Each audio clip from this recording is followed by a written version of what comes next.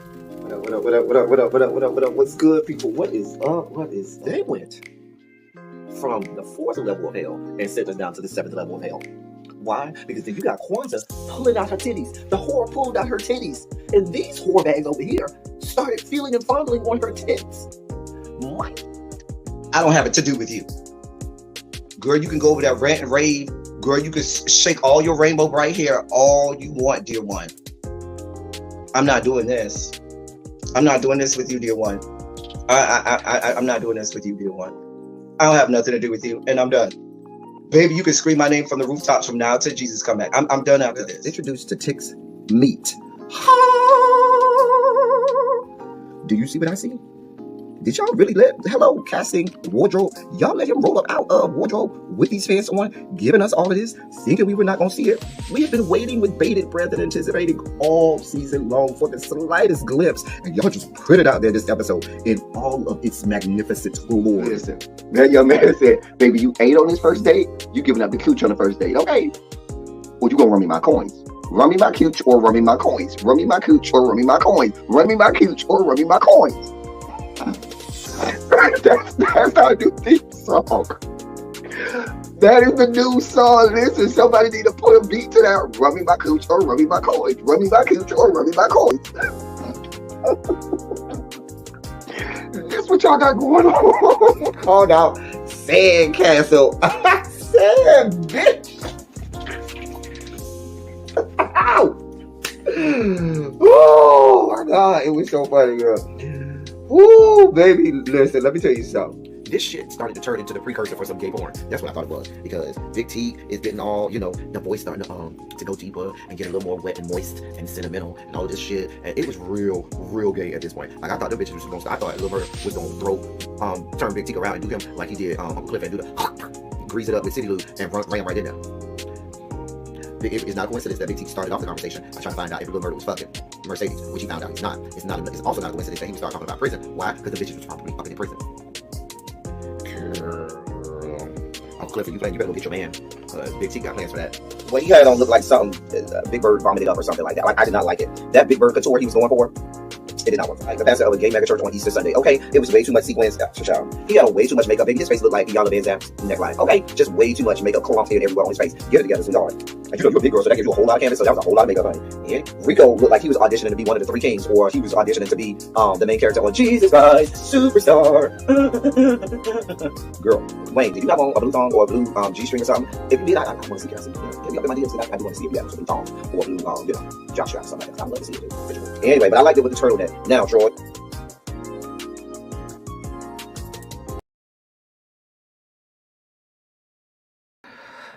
Yes, I'm here. Let me turn on the lights around here.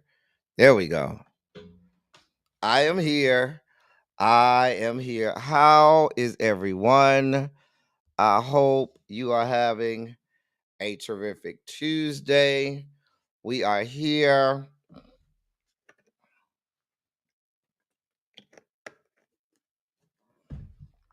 I had to lubricate a little bit. But we're here, y'all. Let's do this. Let's make it do what it do. I am shout out to Monk Chip. This hat was part of my birthday gifts, and Monk Chip got this hat for me. I feel like my camera is blurry, y'all. Hold on. Let me get that in order. Hold your line. Let's see if we can't get this cleaned off. It look real blurry for some reason. All right, let me see how that look. That look a little better. All right. Anyway, we are here. It's time for Run Your Mouth. And let me say hey to y'all so we can get this party started. Y'all know it's a lot going on. It's a lot to talk about. We have red, blue, and black. Red, blue programming note. Red, blue, and black will be at 9 o'clock tonight, not 8:30. 9 o'clock, not 8:30. Okay. So be here for that with me and Cams at 9 p.m. tonight. We got, as you can probably imagine, a lot to talk about on Red, Blue, and Black. So come back around here at 9 p.m. tonight for Red, Blue, and Black. Let me go ahead and say hey to y'all. DPG is first in the building. Ciao. Hey DPG. Complex 613 is here. Harold is here. Hey, hey. Hey, hey. Ciao. Candace F is here. What's going on, Candace? Look at my girl, Universal Goddess. She done changed that avatar again. I like it. I likes. I likes. Hello, Lee. How are you? I hope you're well. Tracy C is here in place. Hall monitors, y'all make sure y'all know we've been having a lot of uninvited guests trolling us recently. Make sure y'all walk the halls. Walk the halls. Please. Walk heavy. Walk heavy. Walk the halls. Xavier is here. How you doing today, Xavier? Please try to act right. No, don't act right, Xavier. Just be you, Xavier, and we okay with that. I don't think I want red today. Hold on. I think I want to match the yellow in my hat. So I think that's closer. Okay, I like that. All right, we're going with that. Grown woman don't try me is here. Hey, beautiful. Crazy homebody girl is here. Hey, my love. Corey is here. Terica is here. Hey, Terica. Hey, girl. Hey. You here cooking for dogs? Oh God. Hey, Sharice, what's going on? Everything good with y'all over there on the West Coast? Let me know. Hey, Tanya McNeil, how you doing today, sweetheart? Good to see you. Montrez, what's good, bruh? What is going on? Mamiana, we're glad to see you. Mamiana is in the building. Ravine is here. Ravine, have you figured out the new members only chat? Have you figured out the Discord for the members only chat, Ravine? I hope so.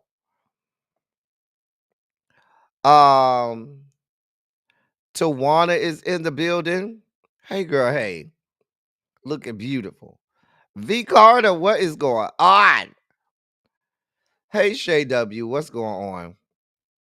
I've been trying to go a few minutes early so I can get all of the preliminaries out the way and have a little more time to do some of this stuff. Hey B-Lo Didi.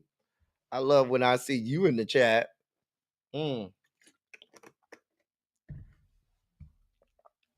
Demetria is here. How you doing today, Demetria? You all right? You good? Okay. Ronald made it in. He done rolled up off somebody's son long enough to be over here. I'm glad she was able to make it and rolled from on top of somebody's son. God. It's nothing wrong with red, but you know I love red. Red, crimson, and cream is the thing. But since I'm wearing this San Diego Padres hat, I wanted to kind of match this yellow or mustard or goldenrod, whatever color this is, in the chat. Hey, Faye Knight, and I'm glad you made it. Faye Knight, and I know you one of my faithful commenters. You be in the comment section faithfully, and I'm glad to see you made it to the live chat. Jonathan, what's good? Five, what's good, bruh? What is going on? What is going on? What is going on? See who else we got here. Hey, Terica. Terica, you just became a member? Ciao. Terica, hit me up on Instagram with a DM so I can send you the link to the members only Discord. We have a good time over there. Oh, it's a whole NSFW section over there, Terica. I'm just gonna say, there's a lot to see there in the NSFW section, but we have a good time down to the members only chat. You say you normally sleep at this time. Well, we're glad that you up And you could be over here with us live today, Shay W. Glad to have you. So listen, y'all, we're gonna start off today like we did yesterday and like we will for the remainder of the month. Mm. We'll start off with two. Thank you so much, though, Terica, for becoming a member. But we'll start off with two.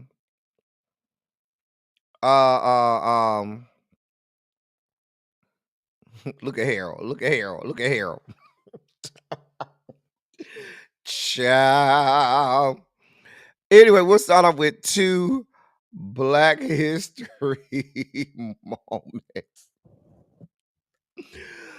Each day when we do our Black History moments, I'm going to try to give you little known Black History facts. I'm not saying they will all be things that everybody don't know or doesn't know, but they will be things that are lesser known than most of the Black History facts that you get. And so we want to certainly highlight those facts so we can edify the people. So we'll start with that and then we'll get straight to our politics. Um Somebody sent me a story just now. Oh, okay. I don't know who that is. Somebody just sent me a story. I saw that too. Somebody else sent me that story about the Proud Boys losing their trademark. Hold on, let me pull up the dossier. I ain't even pulled up the dossier, y'all. Look at me. All right.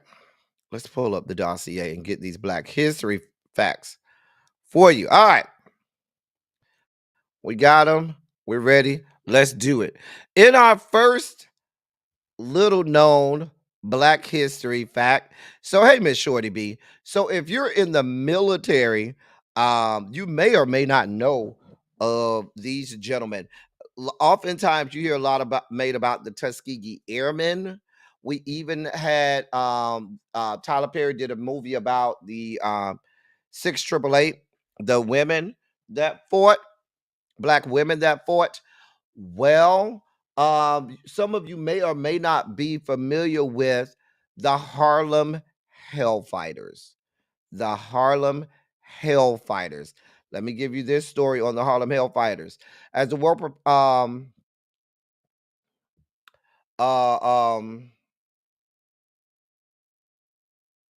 sorry, I lost my place, y'all.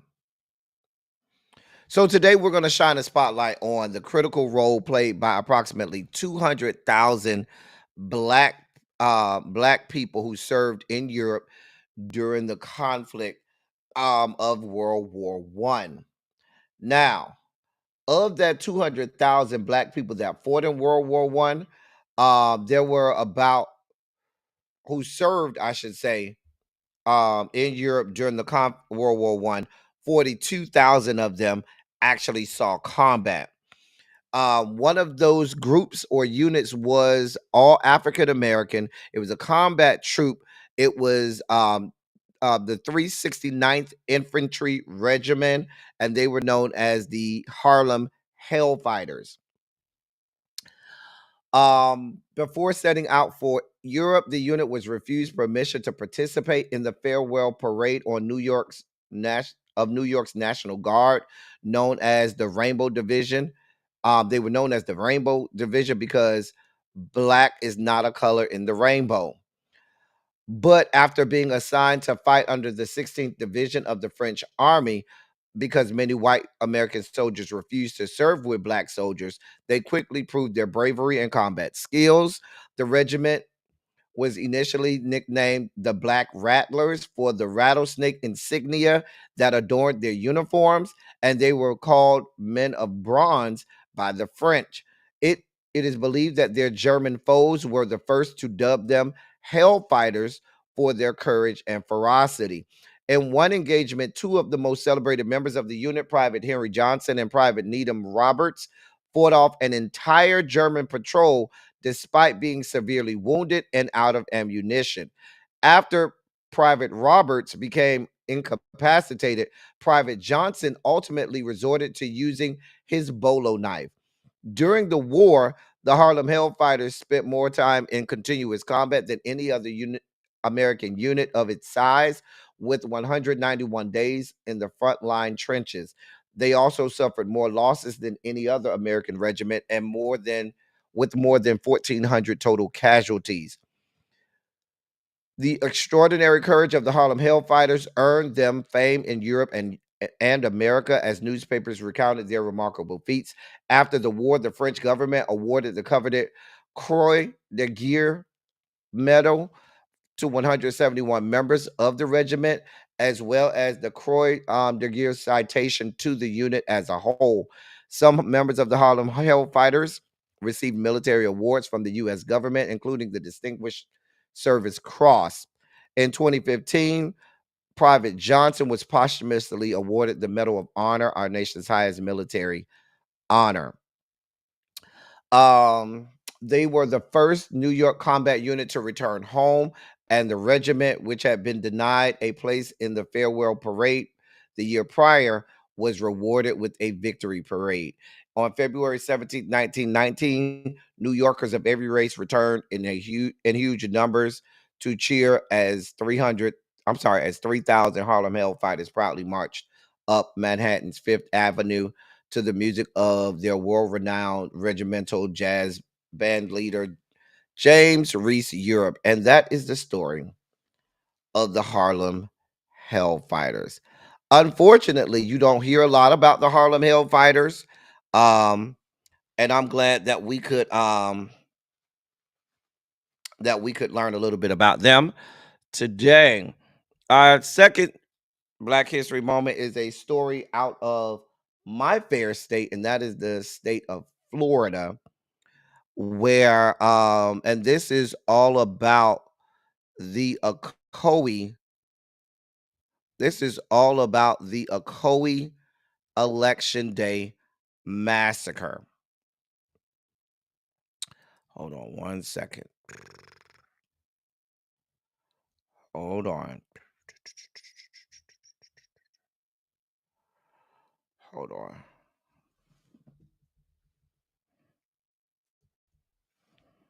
Hold on, y'all. I lost my freaking place. All right. Think I'm good now. Hold on.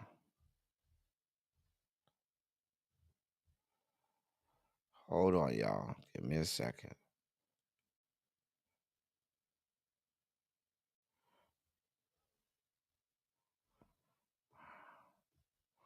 Why can't I find where I was, y'all? I apologize for this, y'all. I'm always usually okay, here we go. On election day, November 2nd, 1920, white mobs in Ocoee, Florida, began a campaign of terror and violence designed to stop black citizens in Ocoee from voting that resulted in the deaths of dozens of black people and the destruction of the black community. With the election approaching, black residents in Ocoee who owned land and businesses were eager to vote, despite a terrorizing and threatening march by white citizens through the streets of Orlando 3 days earlier, aimed at deterring black people from participating in the election. Mose Norman and other black Americans went to the polls to vote on November 2nd. Mr. Norman, however, was turned away allegedly on the grounds that he had not paid his poll tax. After seeking advice from an Orlando judge, John Chaney, Mr. Norman again attempted to vote. This time, armed with white men stationed at the polls, immediately assaulted. This time, armed white men stationed at the polls immediately assaulted him. He fled to the nearby home of his friend and business associate, Julius July Perry.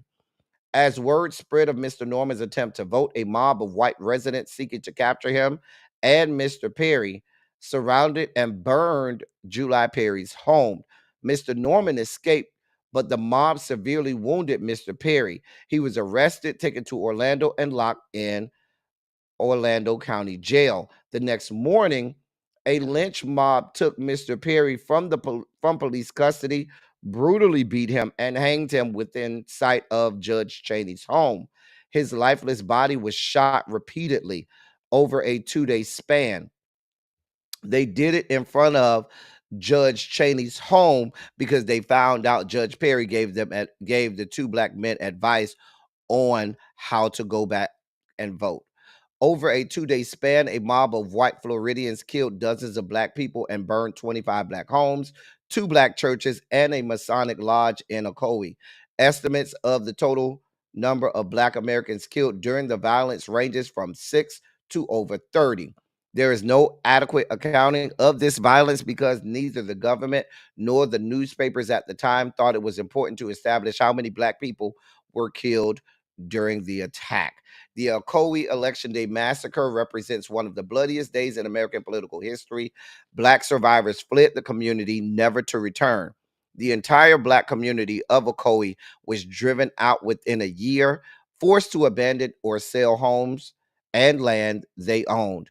No black Americans resided in the city of Ocoee for the following 60 years. The lynching of July Perry and countless others and the destruction of the black community with impunity showed black residents that exercising their legal right to vote made them targets for daily attacks and that they could not depend on authorities for protection. That is the story of Ocoee, Florida, um, and the Ocoee Election Day massacre. Little known black history fact. Wanted to give y'all that information. Hey, Janae. Hey, everybody else coming in. Hopefully, you learned a little something. Oh, that's interesting. You said you because since I'm from New York, we had a survivor come speak to my elementary back in 1979. I applaud the Harlem Hellfighters. Yeah, shout out to the Harlem Hellfighters. And even I've been to Ocoee many times. I know where Ocoee is, just outside of Orlando. I've been to the grounds of the Masonic Lodge there. And to this day, they still have no accurate number of how many people were actually killed. All right, it's time. We'll be back tomorrow for more Black History Moments. And with that, ladies and gentlemen, non-binary gender conforming members of our audience, I bring to you the late, great Larry Myers to help us usher in your Sugar Spike segment.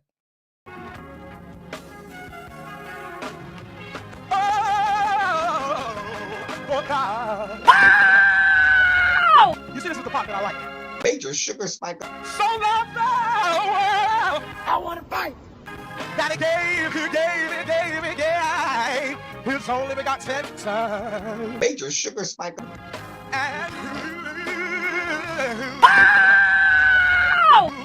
shall ever believe. Major sugar spike. They shall not perish, but have everlasting life. Taste the biscuit. Jesus! I wish somebody help me. Jesus. Thank you, Larry. All right, so listen. The FBI is under siege. Cash Patel promised that he was going to gut the FBI should he become the director of the FBI. He ain't even got confirmed yet. And this administration is already gutting the FBI and has the FBI under siege. FBI officials have complied with demands to provide the Justice Department with details of thousands of employees who worked on investigations related to the January 6, 2021 U.S. Capitol riot, according to people familiar with the situation. The demand has caused consternation among FBI employees who fear it is meant to amass a list of personnel for termination by the Trump administration. Acting Deputy Attorney General Emil Bove, in a Friday memo with the subject line, quote, terminations, end of quote, had given FBI officials a noon deadline Tuesday to submit the details of thousands of agents and analysts. Bove previously ordered the firing of 8 senior FBI officials, including those who oversaw cyber, national security, and criminal investigations. More than 5,000 employee details were submitted. More than 5,000 employee details were submitted. More than 5,000 FBI employee details were submitted, including employee ID numbers, job titles, and their role in the January 6th investigations. And that's according to sources. They left the names out. I'm putting up my quotation fingers, but if you have their employee ID numbers, can't you just easily pull that up? There are more than 13,000 agents and 38,000 total FBI employees. Meanwhile, officials dispatched by Elon Musk have been seen at FBI headquarters. Musk has headed up efforts by President Trump's newly formed Department of Government Efficiency. But several FBI employees on Tuesday sued the Justice Department, accusing it of violating the Constitution and privacy laws by demanding that agents complete a survey allegedly designed to purge bureau personnel. The agents want a federal judge to block the Trump administration from publishing or releasing the surveys or any information included in their answers. That's because as soon as they get hold of that information, they're going to put that shit out on Twitter, all over the web, so Trump and his MAGA nuts, acolytes, and sycophants can go after these people.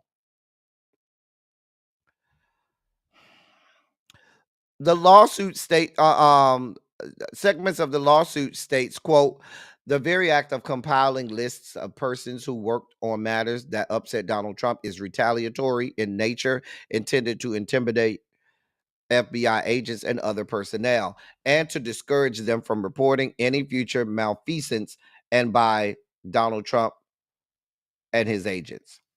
End of quote. That's coming from the lawsuit itself. Now, the survey that the agents were required to fill out included questions about their positions at the Bureau and specific roles in January 6 investigations, including whether they executed arrests, participated in grand jury investigations, or testified at trials, according to a copy of the survey, which was included in the lawsuit. This is a witch hunt, y'all. Plain and simple. The man said that he would go after any and everyone that had anything to do with him being prosecuted, him being brought up on criminal charges, any investigation. Now, where Congress is, why Congress is sitting back, and I know people are going to argue, well, Republicans have the Senate and the House, but still, you have Democrats that are just sitting back like, oh, okay, this is happening. We saw Chuck Schumer put out a tweet today talking about Congress should do something about this. Really, Chuck? Really, Senate Minority Leader Chuck Schumer? You think Congress should do something about this?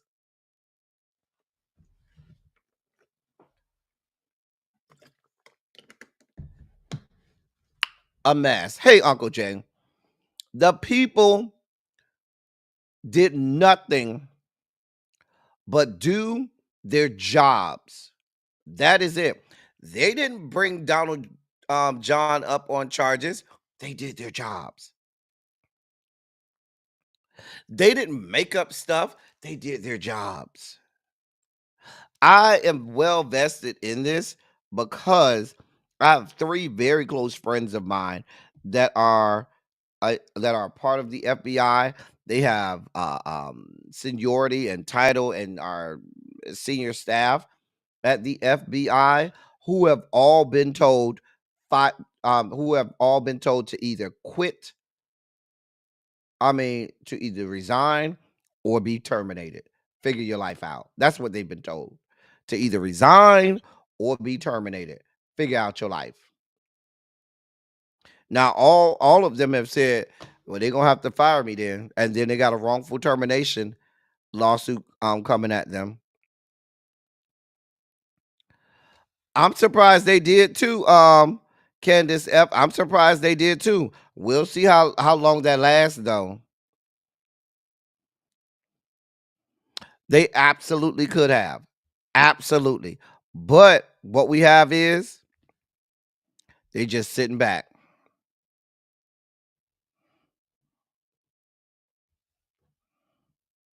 Oh, I believe every part of this, Chimera.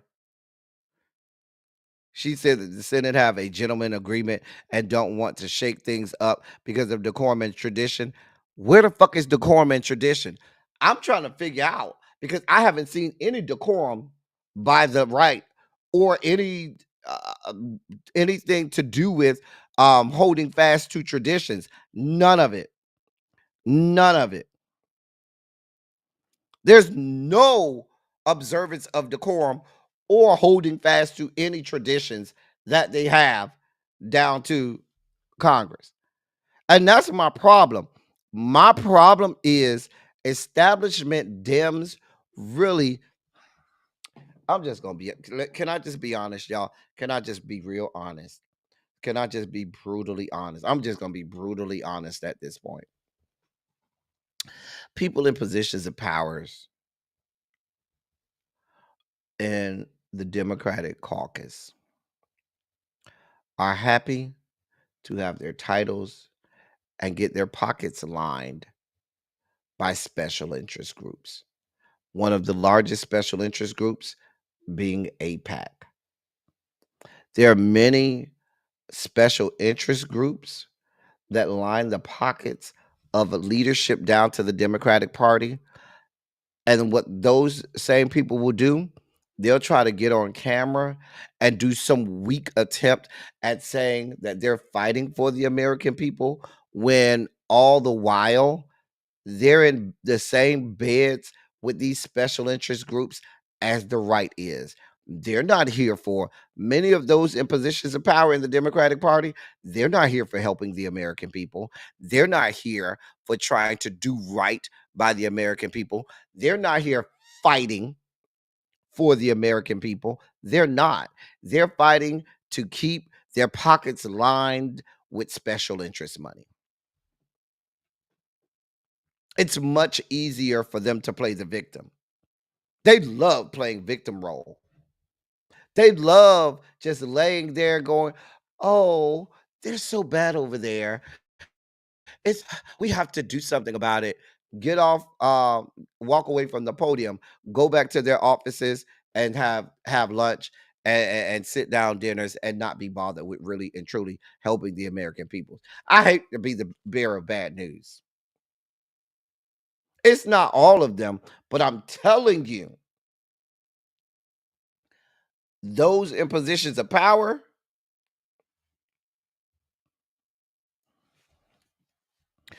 those of you who've been on my channel long enough, and I love my frat brother to death, love him to death.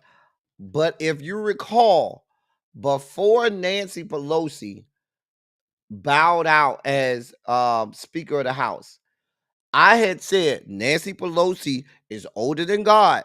And what I said was, if when Nancy Pelosi comes out of the speakership, if Hakeem Jeffries goes in as the leader of the Democratic caucus, I said then and there, many some of you all were here. I said it would be more of the same. It would be the same establishment Democrat bullshit. It would be more of the fuck shit that we've had for several years now, for a number of years now, under the Pelosi regime, the Chuck Schumer regime, and all of their, their acolytes and stuff. Just a mess. Just a damn mess.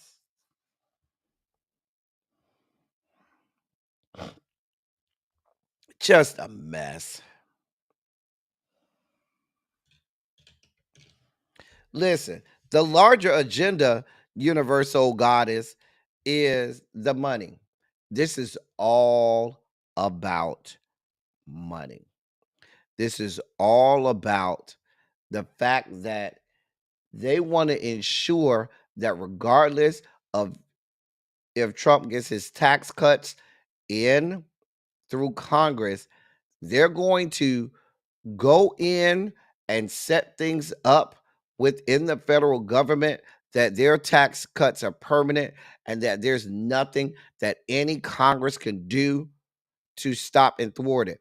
They have plans in place. Why do you think they wanted that access to the Treasury Department?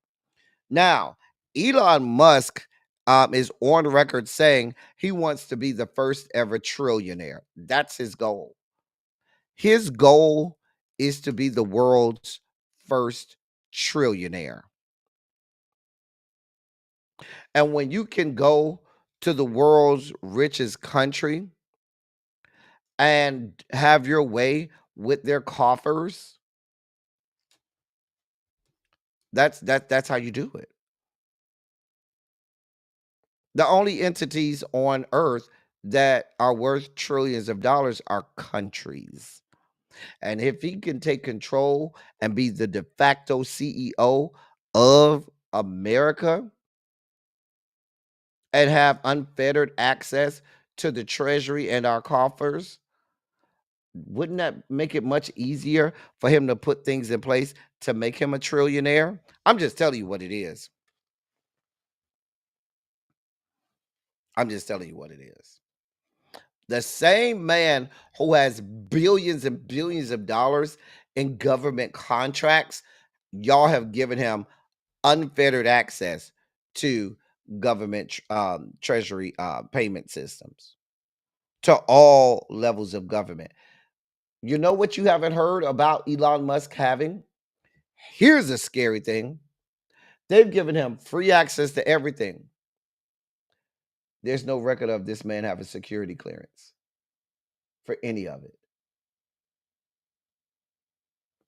People have asked, where's his security clearance? Can you tell us about the security clearance? Hell, just yesterday, I almost called that woman something. Your new press secretary for this White House was asked, can you tell me whether he's passed security clearance? And her response was, I'll have to get back to you on that. Really? Really? How is it, ma'am, that you do not know whether or not that young man has a security clearance, but y'all have given him unfettered access to all parts of our government? I'm just trying to figure this shit out. I'm just trying to make sense of the nonsensical. I am trying to, unfortunately, make sense of the nonsensical. And that's very unfortunate. Like, but here we are. But y'all are attacking FBI agents for doing their job.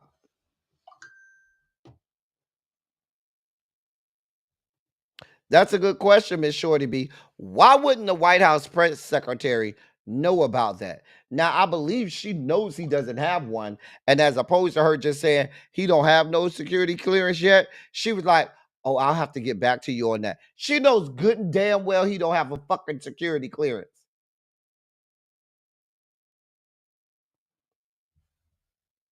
The man has gone through the man is a part of a fictitious, clandestine government agency that doesn't exist, which means there was no oversight or confirmation hearing from who? Congress. There's no oversight from Congress.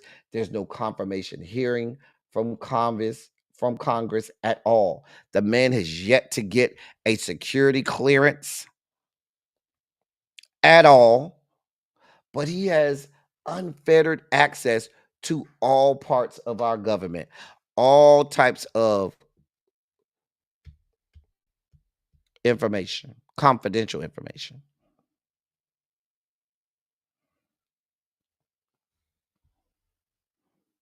Hey, SJ. Speaking of which, here we are.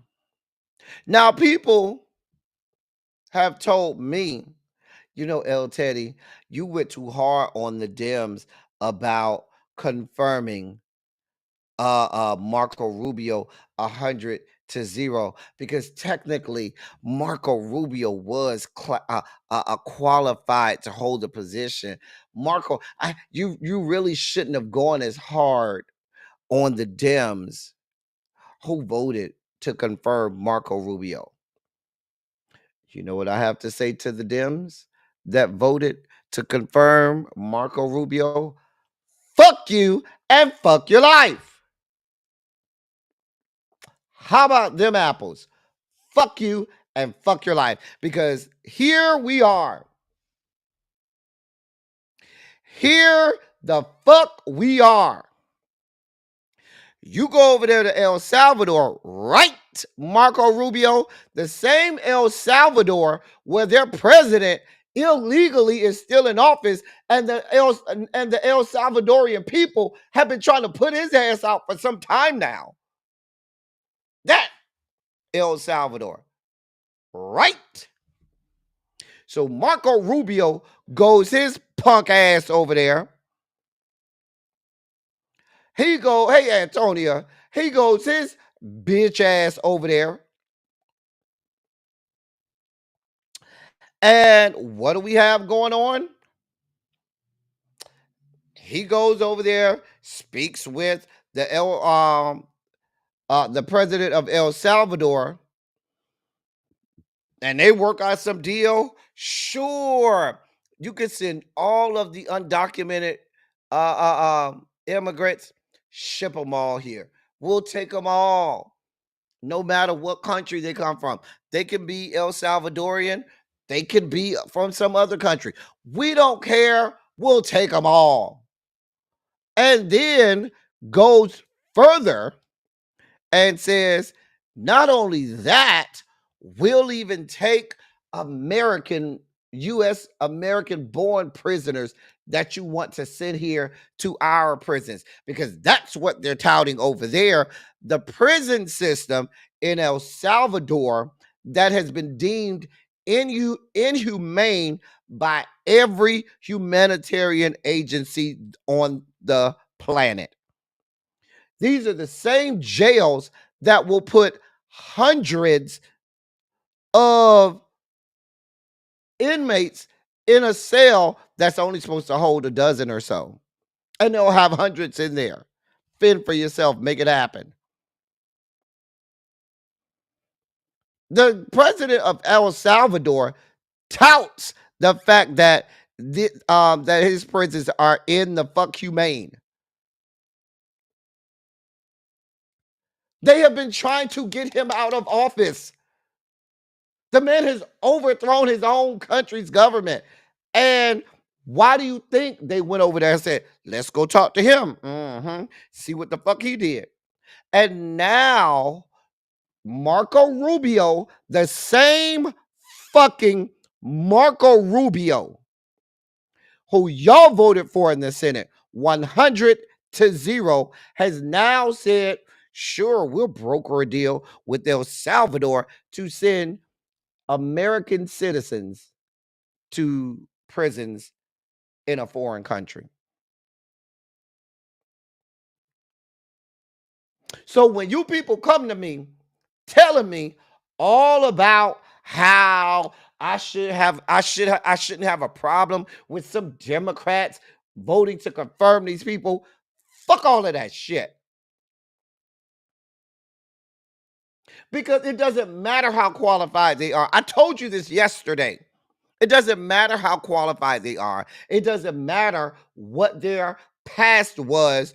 From here, moving forward, they belong to the cult of Donald John.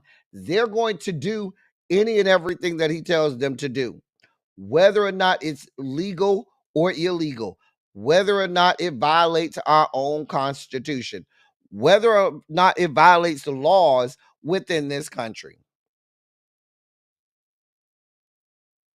And here we are, have a fucking Secretary of State negotiating with a country in South America about sending U.S. prisoners to El Salvador. Mind you, here is the irony of it all.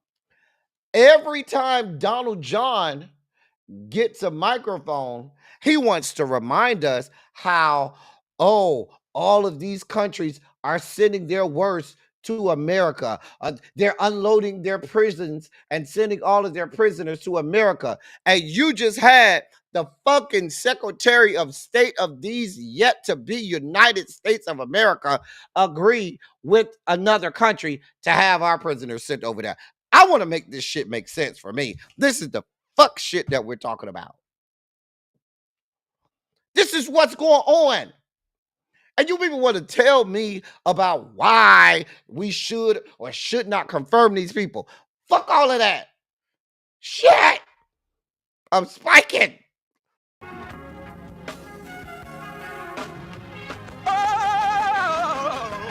Oh, God. You see, this is the part that I like. Major sugar spike. So loved the world. I want to fight. That he gave his only begotten son. Major sugar spike. And shall ever believe. Major sugar spike. They shall not perish, but have everlasting life. Taste the biscuit. Jesus! I wish somebody help me. I apologize. I was spiking out a little bit. I'm sorry. I had a whole sugar spike. A whole and real sugar spike. I apologize. But no, y'all, I be over here screaming from the rooftops about this shit.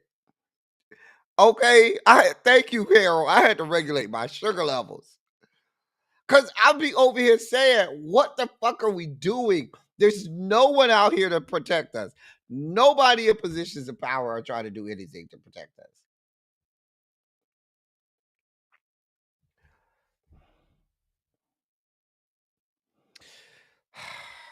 Let me move on.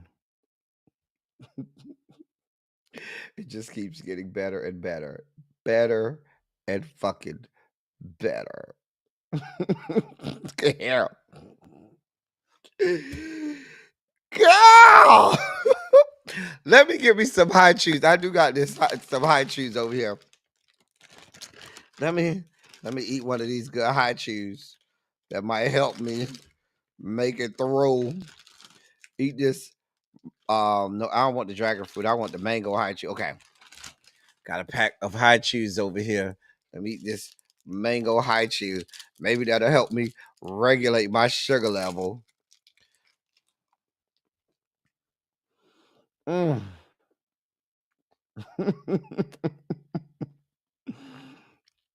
You're right, green girl. Mm, mm, mm. Mm, mm, mm. Well, yesterday we talked all about the tariffs in Mexico for Mexico and Canada.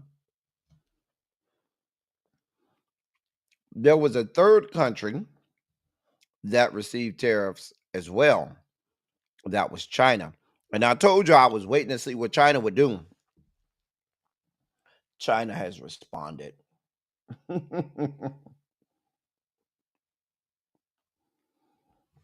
So let me walk y'all through this. China said it will implement a 15% tariff on coal and liquefied natural gas products, as well as a 10% tariff on crude oil, agricultural machinery, and large engine cars imported from the US. The tariffs would take effect next Monday.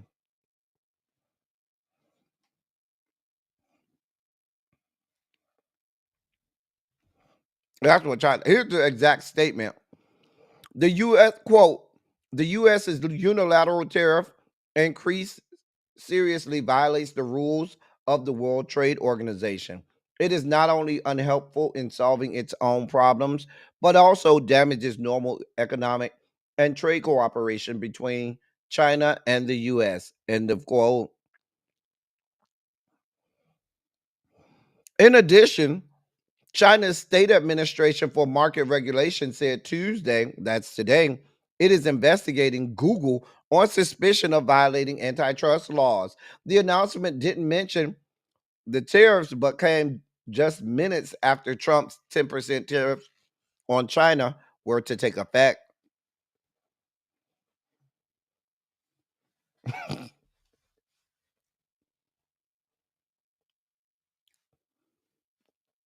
In addition to the tariffs, China announced export controls on several elements critical to the production of modern high tech products. They include tungsten, tellurium, bismuth, molybdenum, and indium, many of which are designated as critical minerals by the U.S. Geological Survey, meaning they are essential to the U.S. economic or national security. To have supply chain I'm sorry, meaning they are essential to U.S. economic or national security that have supply chains vulnerable to disruption.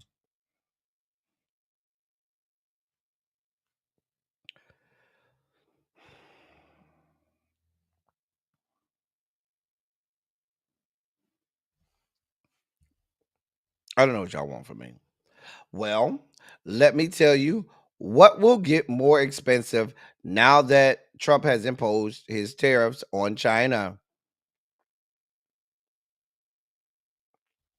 Economists warn that tariffs hurt American businesses and consumers, many of whom are still reeling from the sharp rise in inflation in recent years. Unlike Mexico and Canada, which largely avoid tariffs on exports to the U.S. because of the current USMCA agreement, trade agreement that Trump signed in his first term, a wide array of Chinese goods already face tariffs before Tuesday.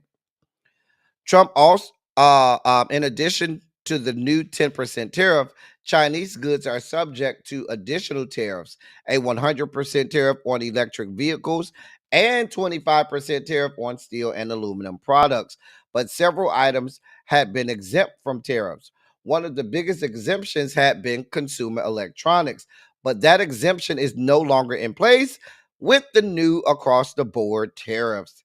That matters because consumer electronics are among the top goods that the U.S. imported from China last year, and according to federal trade data.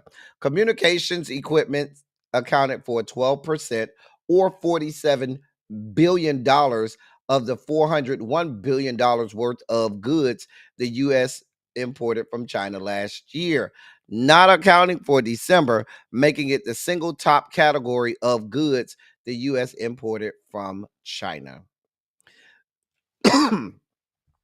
Communication equipment includes everything from cell phones to TVs to satellites and others, according to the classification system the U.S. government uses. Valued at $39 billion, the second biggest category of goods the U.S. imported from China last year was computer equipment. That includes tablets, laptops, monitors, and essentially all the components that power them, such as semiconductor chips and a network of interface cards. Then comes the $37 billion category of goods deemed, quote, miscellaneous manufactured commodities, in the quote, the U.S. imported from the U.S. imported from China last year. This would be toys, jewelry, silverware, and sporting equipment, which are all among the goods included in this umbrella category. Like many consumer electronics, they virtually escaped many tariffs in place on Chinese goods imported to the U.S. However, with this across the board tariffs, they won't be spared. also expects shoe and sneaker prices to rise. The footwear industry is particularly exposed to tariffs because roughly 99% of all shoes and sneakers sold in the United States are what? Imported, mostly from China and Vietnam. And that's according to the Footwear Distributors and Retailers of America.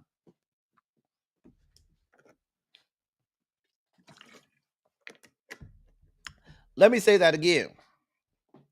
Roughly 99% of all shoes and sneakers sold in the United States are imported, mostly from China and Vietnam. And that's according to Footwear Distributors and Retailers of America.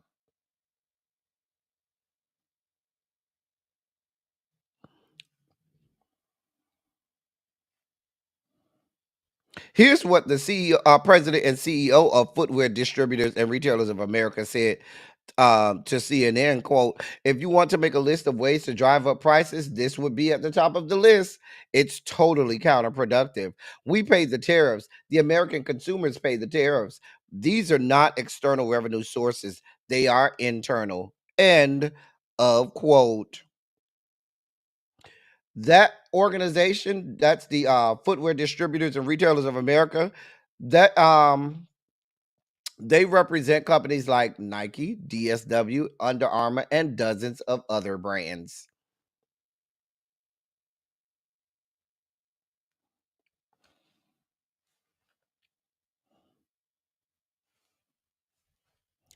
I just wanted to be, I just wanted to make sure that I let y'all know how this was going to go. Now, here, listen. If you want to do something, buy stuff now. Buy stuff in the next month or so.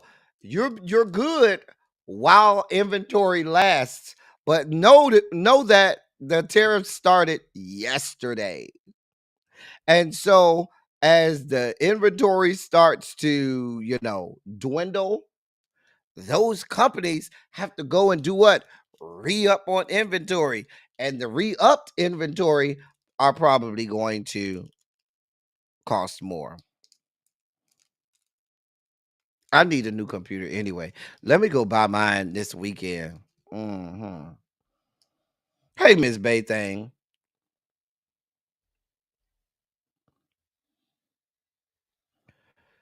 Just a mess. Hey, Aquarius Goddess. Just a mess. I just want to keep you all informed. I don't want y'all to say y'all didn't know. In more news, that whore right there would be Tulsi Gabbard. Uh-huh. The Senate Intelligence Committee today advanced her nomination to become the national director of the next director of national intelligence, the DNI, putting her in position to get confirmed by the full chamber after key senators threw their support behind her. The 9-8 vote was along party lines. It puts Gabbard only days away from being considered on the Senate floor after a roller coaster process.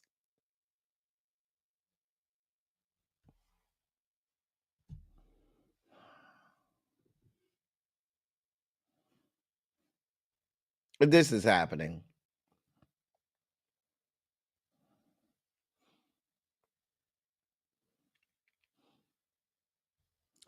This is happening. So here we are. She about to get in there.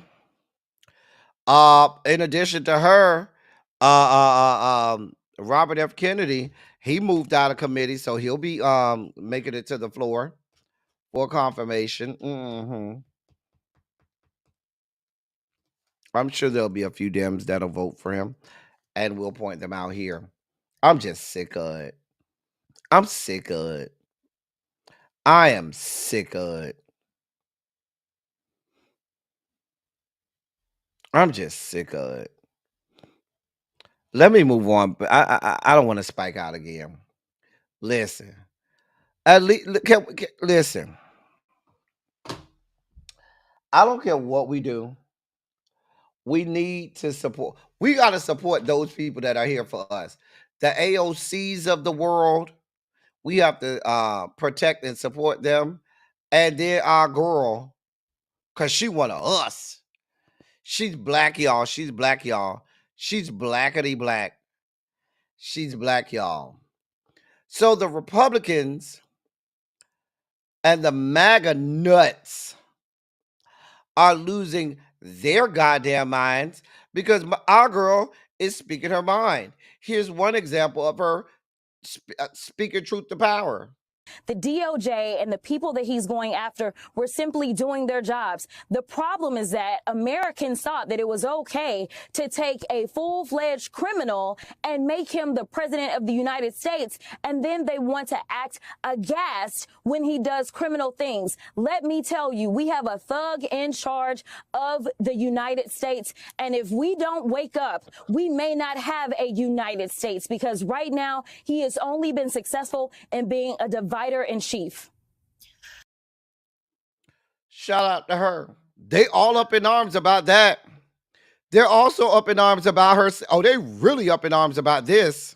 I am tired of the white tears. Listen, if you are competent, you are not concerned. When I walk into Congress every single day, you know why I don't feel a way and why you can't make me doubt who I am? Is because I know that I had to work 10 times as hard as they did just to get into the seat. When you look and you compare me to Marjorie Taylor Greene or me to Lauren Boebert, there is no comparison. And that is the life that we have always lived. So the only people that are crying are the mediocre white boys that have been beaten out by people that historically have had to work so much harder. This is why they don't want us to have education. This is why they are trying to literally say we won't fund the HBCUs, because they know that if they've already gone after affirmative action and they're saying, you know what, don't allow them to come into, say, these PWIs, as we call them, don't allow them to come into these institutions. We know why they created the HBCUs in the first place. It was because they wouldn't allow us into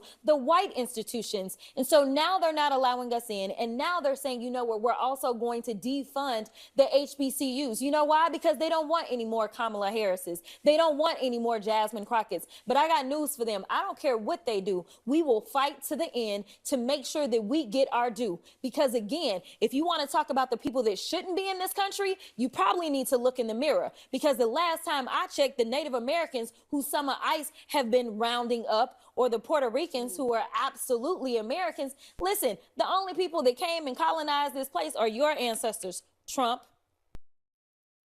They're trying to come after our girl. We have to protect the Jasmine Crockett's of the world at all costs, because let's be clear. Let's be brutally honest. Who the hell else in the fucking Congressional Black Caucus is out here screaming from the rooftops, speaking truth to power? Who the hell else in Congress outside of just a faithful few? You got Jasmine, you got AOC, and basically most of the rest of these people, 99.8% of the rest of Congress is quiet as hell. They ain't got shit to say. They all meek and mild. Now, we need to protect our girl, because if you remember, Cori Bush was doing the same thing, speaking truth to power. And what the fuck did they do to our girl, Cori Bush? She is now no longer a member of Congress. We even had Jamal Bowman that used to be out there screaming from the rooftops. What happened to Jamal Bowman? They let AIPAC do away with him and Cori Bush, and now they got them out of Congress. Remember, Cori Bush had to have a 24/7 security detail because they were threatening her life. They mad because Jasmine called your president a thug. He is a fucking thug. They mad because she called out mediocre, not good enough ass white boys who are only just trying to protect the fact that if everything was equal, they asses wouldn't have any jobs nowhere. Because white people have been allowed to be mediocre and get positions. They are the real DEI. They're the real ones that don't belong in certain positions. They're the real ones that have not earned what they have. We need to protect our girl. Listen, because I'm telling you, they're all over Twitter. They're all over all the social media trying to already come at our girl. And we have to protect our people at all costs. We need to make sure that in the atmosphere that we are in right now, that we protect our people at all costs. Do not think that we are that far removed from a time in this country where black leaders that did this and spoke truth to power were taken out. We're not far removed from that. White people, when they feel threatened, they like to take our black asses out. And what I need all of the deltas. Damn the delta. I need all Divine Nine. Can y'all send people over there down to the Congress that live in the DC area to go and protect our girl? Because y'all know they finna come at her throat. Where the Q's at? I know a couple good noobs that'll go over there and handle business. We need to make some phone calls. Ilhan be out there speaking truth to power too, Cymera, and you know she have her life threatened every day. Her poor daughter, they had to have permanent security on her daughter. Just a mess. Just a goddamn mess. But we have to speak truth to power. And we have to protect our people. We talk all the time about, well, who's the leaders? Who's going to do what's right? When we have people that are willing to make some noise, when we have people that are in positions of leadership that are in these spaces, that do have a seat at the table, these are the people that need to be promoted. These are the people who we as black people need to say to the fucking Democratic Party, I don't give a damn what y'all do. Our girl better have one of these chairman or ranking positions. Our girl better be prominently in a fucking position of leadership down to the Democratic Party. And when she gets there, what we don't want is y'all to put her in chains and shackles and make her, fall in line with y'all fuck shit that y'all already got going on over there.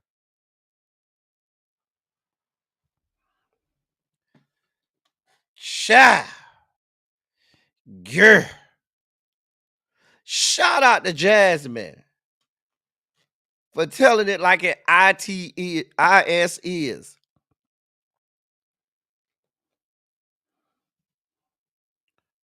We got to protect our people.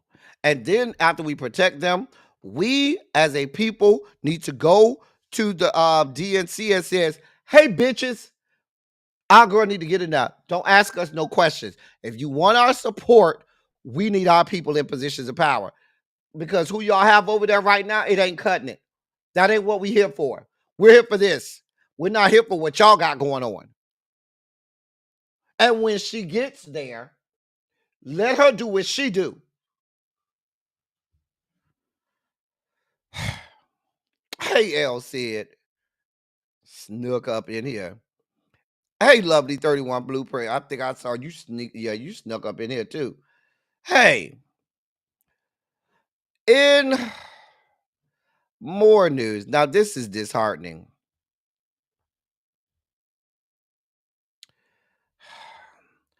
The Human Rights Campaign, or as we like to call them, HRC, is set to lay off 20% of their staff. After dozens of layoffs, the LGBTQ plus civil rights organization that we know as the HRC Human Rights Campaign, they're announcing dozens of layoffs, and that the LGBTQ plus civil rights organization will reset with fewer employees and a refocused mission. That's according to their president, Kelly Robinson. So about 20% of their staff and of their workforce is gone, and that's in a major restructuring effort. And what the group's leadership said is to adapt to the evolving political and financial landscape.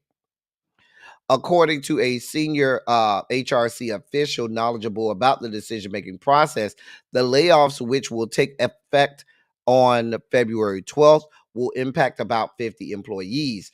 By the start of the next fiscal year on April 1st, HRC expects to have around 180 staff members. Another senior official said that the decision reflects a need to, quote, operate differently, end of quote, in response to external political and legislative threats to the LGBTQ plus community and internal budget realities. Listen,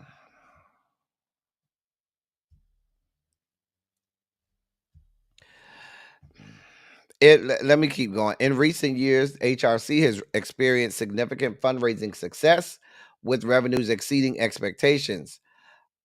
In fiscal year 2023, a representative said the organization budgeted to raise 63 million, but ultimately brought in 85 million. Since 2017, the person added that HRC has exceeded its funding goals. However, the decision to reinvest those surpluses into expanded programming and operating costs has created a financial model that leadership now sees as unsustainable. According to available financial reports, and our IRS Form 990s, HRC's total revenue in fiscal year 2024 was approximately 75 million, a decrease from the previous year's 85 million. The organization's total expenses for the year stood at nearly 89 million, exceeding the revenue and contributing to a net asset decline of 12 million. As of March 31st of last year, the organization's net assets totaled 45.7 million, down from 58 million in 2023. HRC's combined revenue between its main organization and foundation remains over 70 million, according to the official, but leadership determined that current spending levels could not be maintained without restructuring. Here's what we got going on, y'all. If you notice, they talked about a decline in their funding last year. All of that was the direct effect on it being an election year, on the attack on LGBTQ plus rights. And so many people pulled funding. And I could see, and they're anticipating having even less fundraising efforts this year as those people donating to this organization and other LGBTQ plus civil rights organizations goes down in this climate. So what that means is organizations that we need more than we've needed before are going to be less visible or are going to have less resources than they've had before. Well, we need these organizations the most. They are saying, "Oh, we're going to have a reduction in workforce." It's sad, and the LGBTQ plus community needs HRC now more than it has in recent history.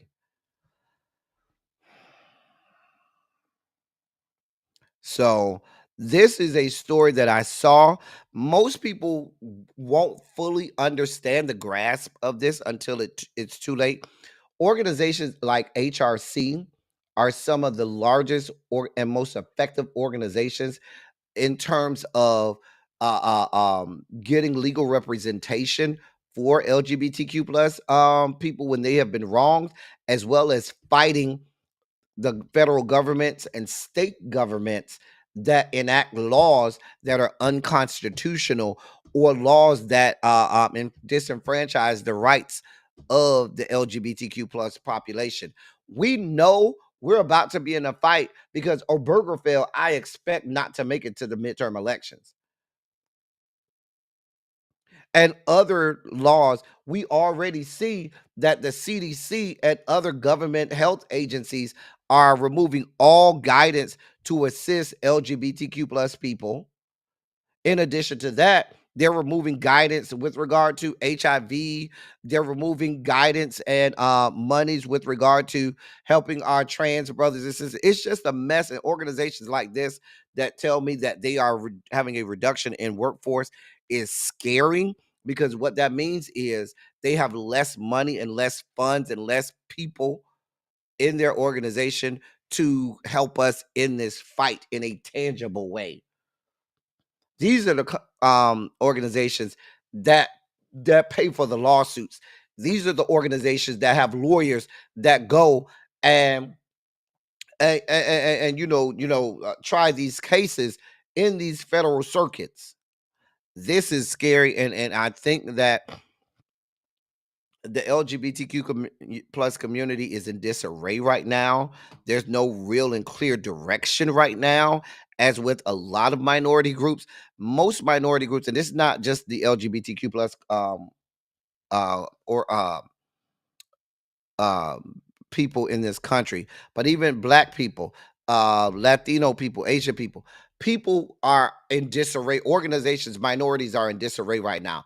They don't have clear-cut direction on what to do, how to attack all of this stuff that's happening right now. And by the time they figure it out, it may be too late. So I'm really, really, really afraid right now for what this means. In more news, in more infringement on your on free speech, your Republican president has banned pronouns in your email signatures. They're forcing all government employees to remove their pronouns from their email signatures because you have no freedom of speech anymore, right? No, you can't have your pronouns in your email signatures. That's been banned if you need them. Mind you, I know several people, several men that have names that are traditionally female names. I know several women that have names that are traditionally male names.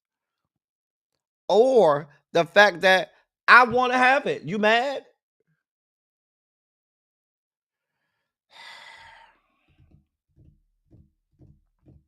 It's chaos.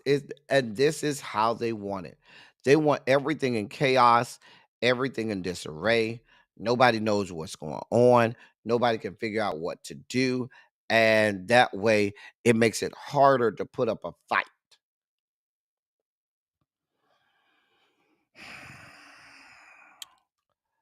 This story is a bit triggering. Let me read this to you. This is the story of, now thank God this woman is still with us. She got a little bit of money, but not as much as I think she should have gotten. This comes out of the Commonwealth of Pennsylvania. For those people in the Pittsburgh area, it was around midnight when Joanna Abusor left a Halloween social gathering with her book club in 2021 and decided to pull over and take a nap because she was tired. The 40-year-old Black woman ended up roused awake by Pittsburgh police officers who slammed her against her car and arrested her on charges of public drunkenness, despite refusing to administer a breathalyzer or blood test on her. And she was further abused at the Allegheny County Jail, which has a notorious history of abuse, where corrections officers stripped her down to her bra and skirt and tasered her repeatedly, leaving severe burn marks across her back. She was released 15 hours later with several injuries, including burn marks across her back, a sprained wrist, a torn ligament in her left elbow, a fractured right toe, and extensive bruising. And that's according to the lawsuit that she filed back in 2023. Not to mention the psychological, mental, and emotional distress that continues to affect her today. Well, last month, Miss Obusor got a $62,500 settlement from Allegheny County, in addition to $7,500 settlement she received from the city of Pittsburgh in November 2024, for a total of $70,000 that she received. Now, if you ask me, she ain't get enough. That woman's payout should have been 7 or 8 figures. If y'all arrested her for public drunkenness and y'all didn't do not one breathalyzer or blood test, how do you know she was drunk? If she's already at the jail in custody, why y'all tasing her? Like, see, this is the bullshit that goes on to black bodies. I mean, the good thing is she is still with us, and she did get some money. I just don't think it was enough money. That lady should have got a 7 or 8 figure settlement. I'm just saying. But we'll see. Marty, I don't know if she got a good lawyer or not, but I'm just saying. I'm just saying.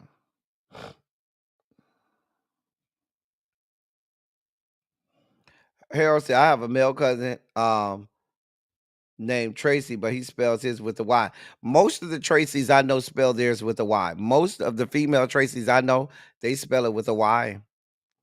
I know a Stacy. I know a guy named Stacy. Stacy. Stacy. Mm-hmm. I know a guy named Ashley. Ashley. Ashley. Good friends with him. Me and his wife, good friends too. Like I said, I know a lot of my brother's name is considered a female name. I'm not going to dox my brother, but his name is the few times I've seen his name has been a woman that has had his name. I know a lot of guys named Leslie. I know a few Leslies. Marion. So that's what I'm saying. There are several Marions that's so that's why I'm saying this whole thing with the pronouns, y'all need to get over yourself.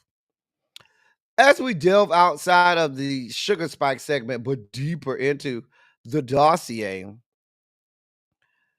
so we had the Grammys the other day, and here's a news flash. Hey, Beehive, come to the whiteboard, Beehive. Come to the whiteboard, Beehive. So according to the data, Beehive, y'all ain't got the numbers no more. Y'all girl won and cleaned up. And according to the numbers, the Grammy Awards are still on a steady decline in terms of viewership. Last year, the Grammy Awards saw a 16.9 million viewership, according to Nielsen. This year, they're down to 15.4 million in terms of viewership, and they said it's a 34% decrease from last year's, and it's been on a steady decline over recent years. I've been telling y'all the Grammys ain't shit. Ain't nobody watching that garbage. Okay? The Grammys, I told you, is like giving out candy in fucking Halloween. I'm not gonna say none of them earned it, but a lot of these people that's got all of these Grammys, Beyonce included, Rihanna included, they couldn't have smelled a Grammy years ago. The luster, the exclusivity of a Grammy ain't shit no more. I'm just saying.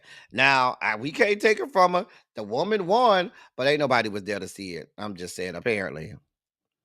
Everybody's just watching it on, for all of the people that care that much about Beyonce Skank, clearly they didn't go watch it. They clearly just waited till it came on social media and then acted like they watched it and started, making all of their memes and social media posts like they watched it and ain't watch a damn thing. For all you whores that be out here acting like y'all card carrying members of the Beehive, them bitches be lying. They just want to be a part of something. If y'all need something to be a part of, be a pupil. Be over here with L Teddy 27. We have a whole good time. You could be over here with Millie for L Teddy 27. Be a pupil.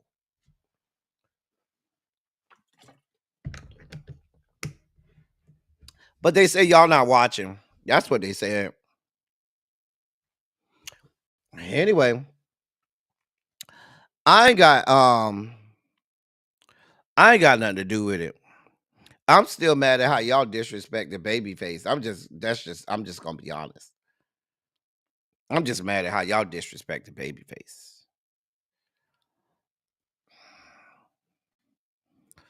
Look at Harold. Look at Harold. This is exactly what I'm talking about. They be out here windmilling for their girl, and when it come time for them to do something, they ain't there. Just like Beyonce. Let me talk to you, Beyonce. Beyonce Skank. Come over here. Beyonce Skank. I ain't got no problem with you, Beyonce, but I don't think it's a good time for you to be going on tour, sweetheart. I'm just trying to give you some advice. Okay? Mama, listen. These people ain't got that kind of money, Beyonce Skank, okay? You can't be out here charging $1,500, $2,000, $1,200. These people ain't got that kind of money like that, Beyonce Skank. We living in rough times right now. The people told you last fall during election season, they was worried about the eggs. The eggs. They don't put tariffs on China and shit, and every fucking thing about to go up. We don't have the money for this, Beyonce Skank. We do not have the money. Now, don't be surprised when you see your whole concert on Twitter or on Telegram. Somebody gonna have the whole concert uploaded to Telegram, and you just gonna be able to watch it right there for free.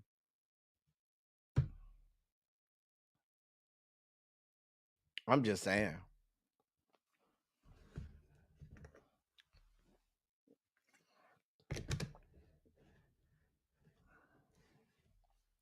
Beyonce, I'm just trying to give you some advice, sweetheart. You need to have, your tickets need to be no more than $150, okay? Baby, that's all we can afford.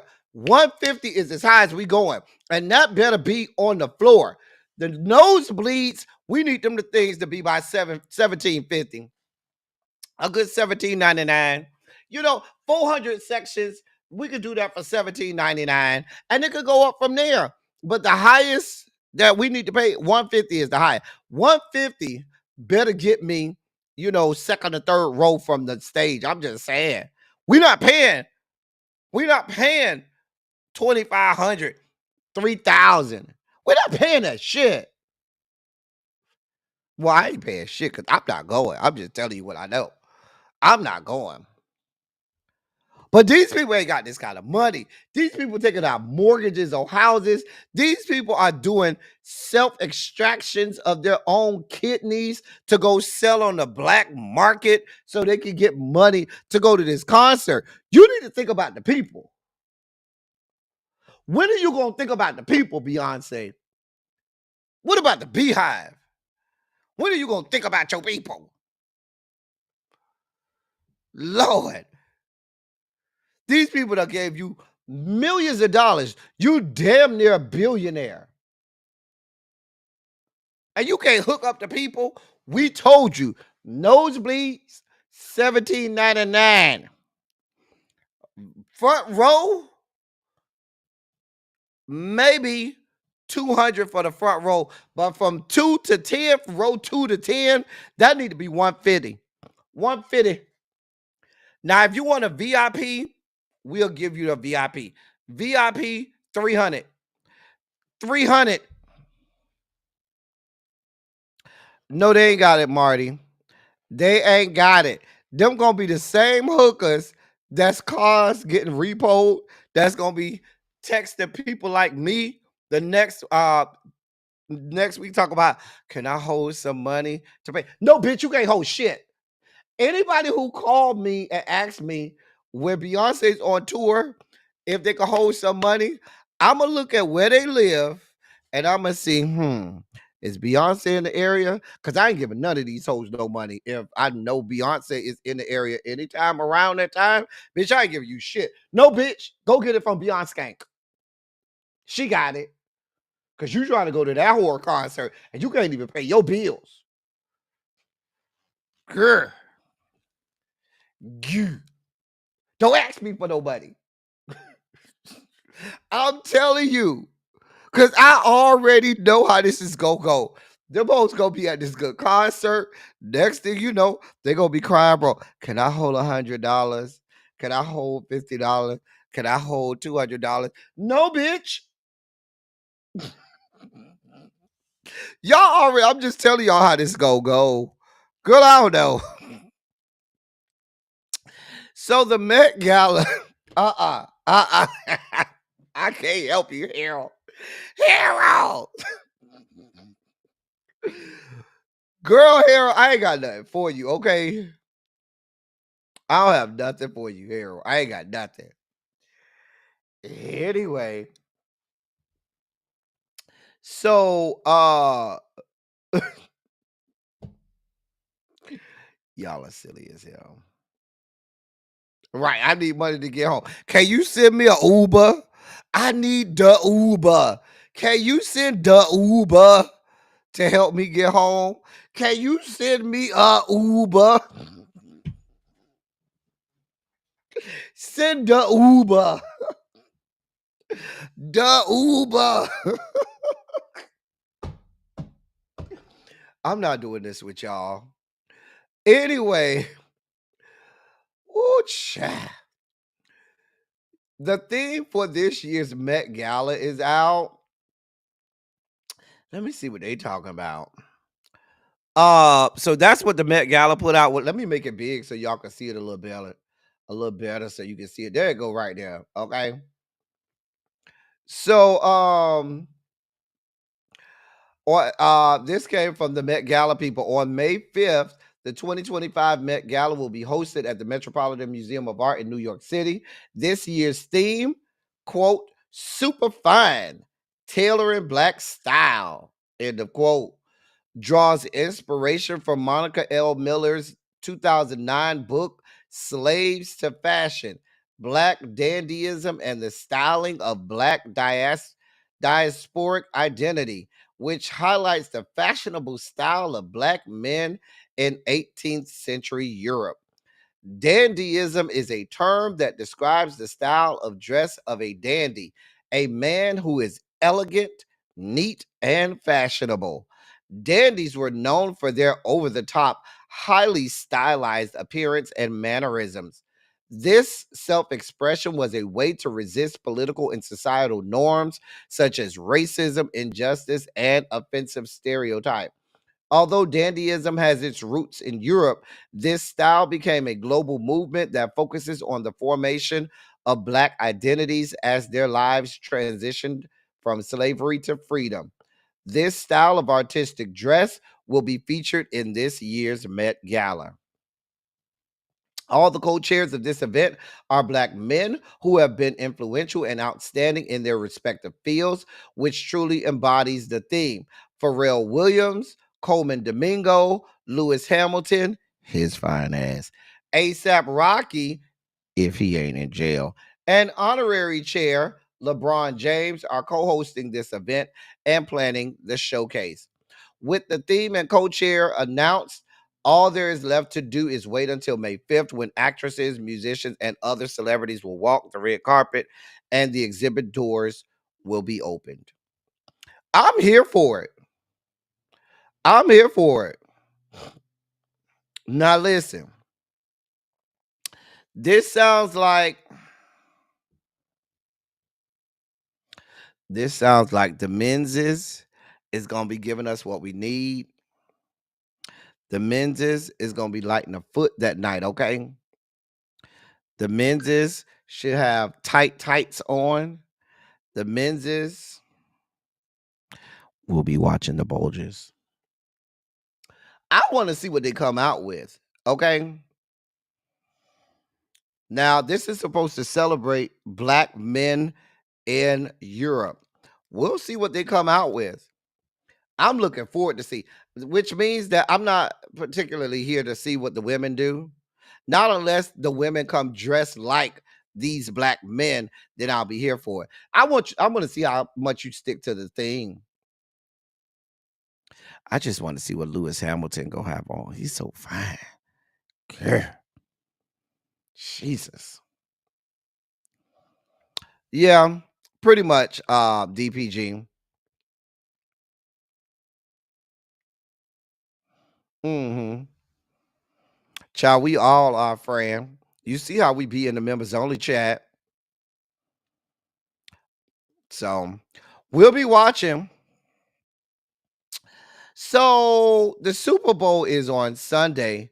Your president has announced that he will be in attendance.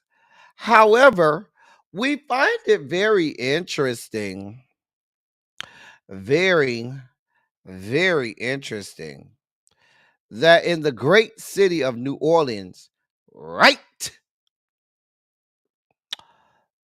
coolers are banned. However, guns are not.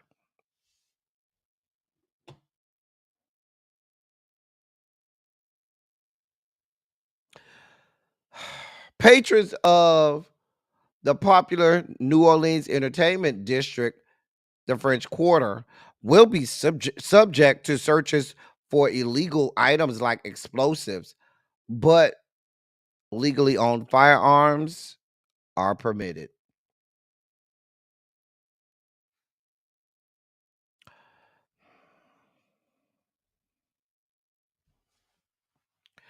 I don't know what y'all want from me.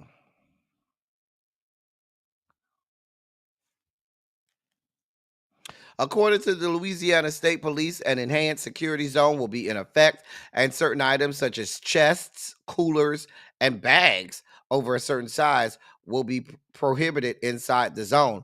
However, because of Louisiana's laws regarding permitless concealed carry, legally owned firearms will be permitted inside the enhanced security zones.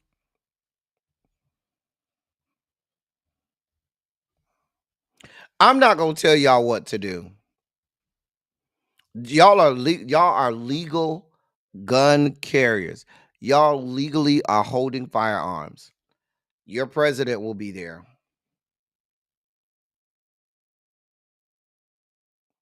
Senator John Kennedy, one of the most racist members of the Senate. I'm not. I can't tell y'all what to do. Y'all are legal gun carriers. I can't tell y'all what to do. I'm just letting you know. Senator John Kennedy, of the great state of Louisiana, he'll probably be there. The most racist member of Congress, of the Senate, I should say. Your president will also be there.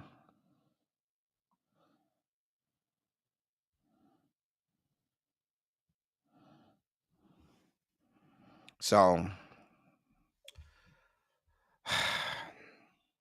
these things happen. Moving on. Well, what's going on with you?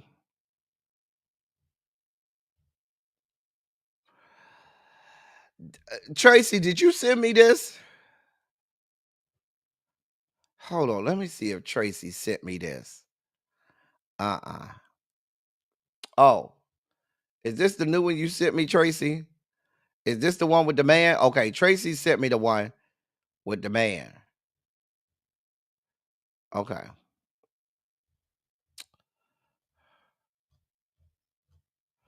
Hold on.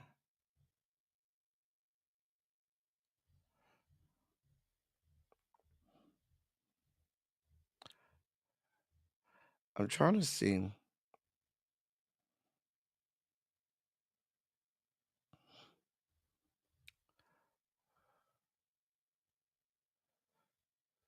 I'm trying to see if this has the allegations on here.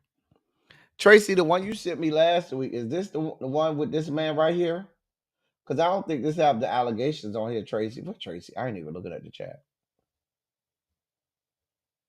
Where's Tracy? I'm trying to see. Tracy sent me something. I'm trying to see if this the one that has the allegations. Um. Oh no, this is not the one with the man.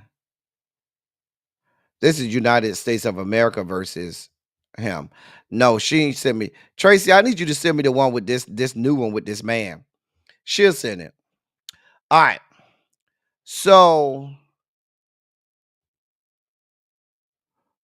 where am I at? Right here. Diddy's latest accuser says his career opportunity of a lifetime turned into a horrific night where he was drugged and sexually assaulted by Diddy. And that's according to TMZ. An anonymous man says he was an up and coming rapper slash singer in 2015 when he landed a night gig in LA. And Diddy showed up with his entourage and a ton of Ciroc bottles for the crowd. According to a lawsuit filed Monday by Tony Busby, the John Doe accuser says one of Diddy's associates told him if he did well, Diddy would talk to him about possibly singing with Bad Boys Records. I'm sorry, signing with Bad Boy Records.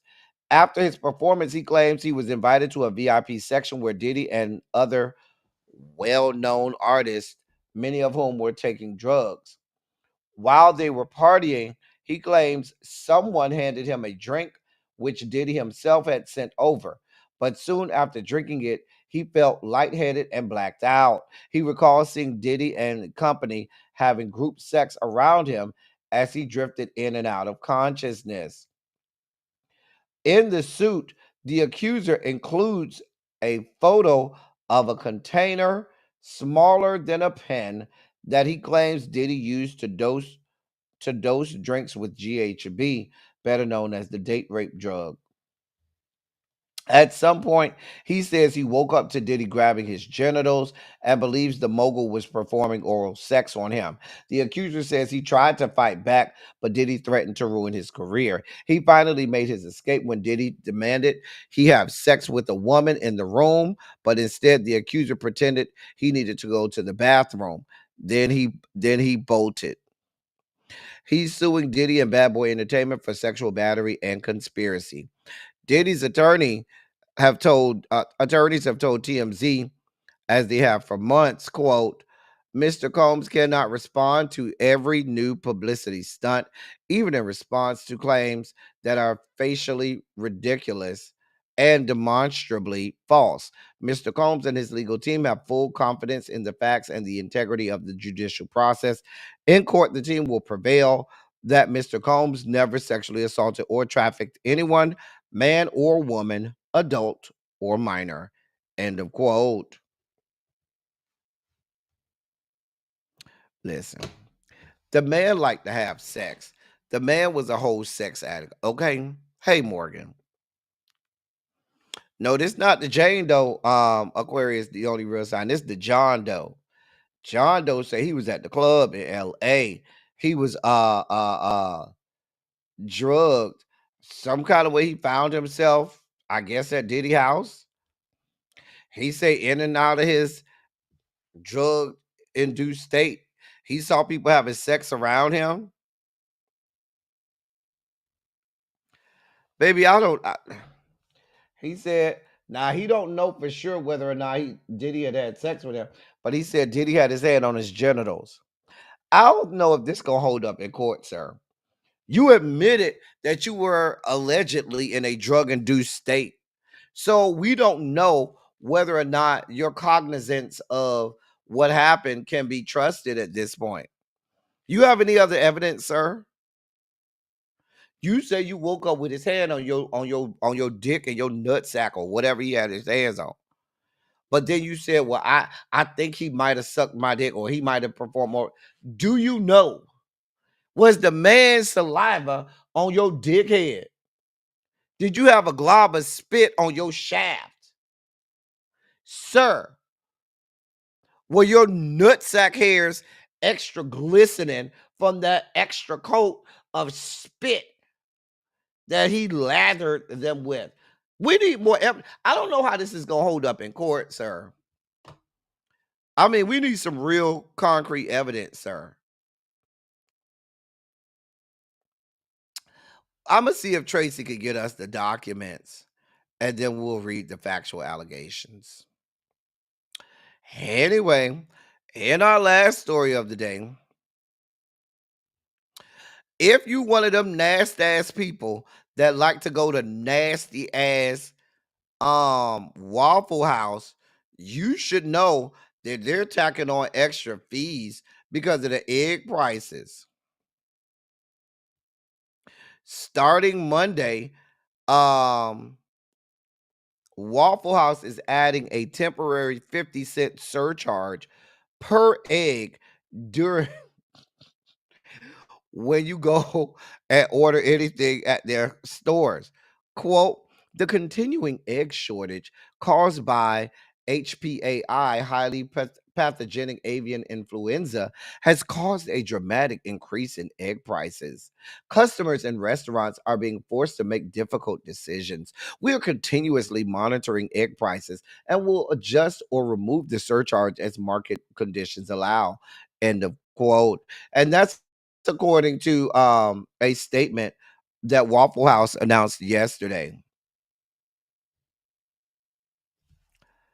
I don't eat at that nasty ass place. Listen, let me help you understand something. If I have to eat at Waffle House, I'm just not gonna eat. It look nasty as hell. Every time I walk up in there, the shit is just unsanitary as hell. Just fucking unsanitary. Fucking unsanitary. Morgan, you say that's your hangout spot? Listen, only only the ghetto hangs out at the Waffle House. Now, I might be a little different because I grew up in Miami, okay? And Miami didn't get its first Waffle House until 2018. We didn't get our first Waffle House in Miami until 2018.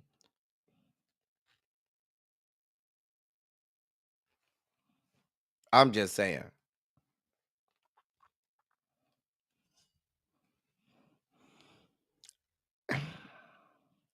The way my palate is set up, I I just can't be eating it. But if you going down there, they're gonna charge you an extra 50 cents. I'm just saying.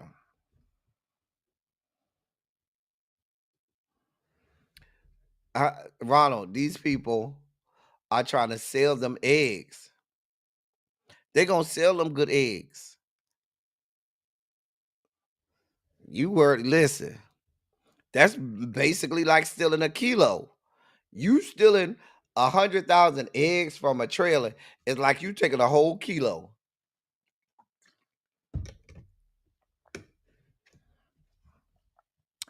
It's better than Denny's. Well, listen, I don't like Denny's, IHOP, or Waffle House, but I'm not gonna say Waffle House is better than Denny's. I ain't gonna do that to Denny's. I ain't gonna even do that. I'm not gonna even do that. I ain't gonna do that. So yeah. I ain't go to Waffle House after. I did go to Guthrie's to get a gut box. I did go get a gut box. And once they opened Chubby's, I used to go to Chubby's too. Chubby's wasn't open, little baby. When I first got to Tallahassee, Chubby's wasn't open. All your only option was a gut box. Chubby's open, I want to say like my junior year. Chubby's open. But that McDonald's on Tennessee Street used to stay open till like 3. So you could go there because you know all the clubs close at 2 o'clock. So you could go there after you left the club. Child. Y'all got a Guthrie's there too, Harold? Child, a good gut box used to go a long way. I hate it now because the chicken fingers and a gut box now are this big. Back in the day, Harold, them things used to be like this. They used to be real big. Now they just this big. Also, it used to be a Miami Subs over there, little baby. It used to be a Miami Subs right by that right over there by the, you got McDonald's on Tennessee Street by FSU. Then you got the Strip. And then that next door, I think it's a Zaxby's now. That used to be Miami Subs. Now, Miami Subs used to stay open till like 3 o'clock too. So you could go there too. And they used to have quarter wing Wednesday. They used to get 25-cent wings on Wednesdays. Then they went up to 33-cent wings. But I remember when I first got to Tallahassee, you had 25-cent wings on Wednesdays. White Castle is a spot. Down in Miami, you got Royal Castle too. That stay open 24 hours. We had options in Miami of places. Now, if you can go back far enough, places like Jumbo's in Miami, we used to go there. We had a lot of options. So there was no need for us to have no nasty ass Waffle House in Miami because we had options. I'm just saying. Ciao. Anyway, what time is really be going live? Let me see what time she going live. God. Let me see what time this heifer going live. Child, hold on.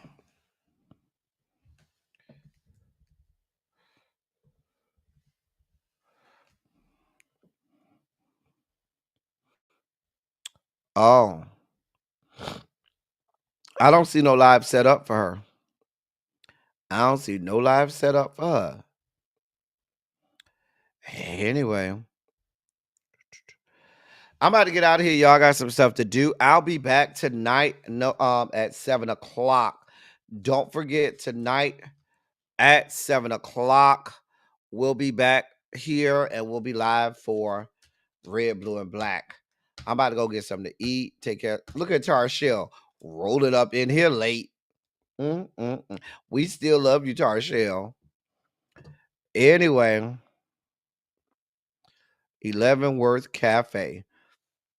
That's where you take all your little boo things, Ronald. After a night of humping, you take them down. Always after the humping, never before, because you don't need no accidents, right? But after the humping, Ronald, that's where you take them. 11 Worth Cafe. Ciao. Check my email. Okay. That's the new Diddy one. Thank you, Tracy. We'll get to it tomorrow. Oh. Oh, this is against. No, Tracy, I need the one with the man. The John Doe. Yeah. This look like it's against somebody else. Anyway, we'll be back at 9. That's all I got for y'all. As I always say, I love y'all. I love on y'all. Thank you all for being a vocal person and active. Thank you for doing what you do. Thank you for any and all contributions that you make to the channel. They are much obliged. They're much appreciated. Speaking of which, if you want to make a contribution to the channel, there you go. We had a membership that was received today, and that was Terica. Terica, don't forget to hit me up on Instagram with a DM so that I can give you the link to the members only, the new members only chat. Okay. All right, y'all. Let me get out of here. I will see y'all at 9 o'clock. Until next time, thank y'all for coming. Oh, y'all can't even see me, God. Look at me. I'll see y'all back around here at 9 o'clock. Okay. Until then, thank y'all for coming. Y'all drive safely. We out. Bye, y'all. See y'all.